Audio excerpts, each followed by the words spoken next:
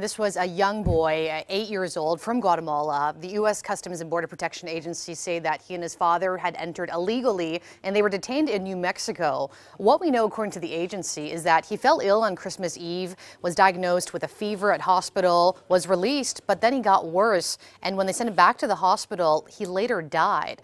But to be clear, we don't know if he fell ill because of the conditions at the facility where they were detained or because of the long trek from Guatemala to the U.S. But we're hearing from a lot of Democratic politicians who are highly critical in light of this death of this young boy, including from Congressman here, Joaquin Castro, who says this: look, we must ensure that we treat migrants and asylum seekers with human dignity.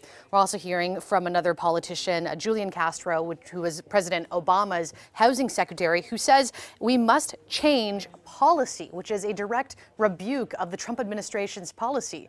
Americans are divided about President Trump's crackdown on immigration, including illegal immigration. And many of these facilities have recently seen an increase in the number of families seeking asylum. And although President Trump hasn't spoken out about this latest death, we have heard from the border agency. They put out a statement in which they said that this was a tragic loss. But the CBP also says here that deaths in their custody are extraordinarily rare. But we do know that this is the second migrant child to die while under the protection of the U.S. government this month alone. Remember this little girl?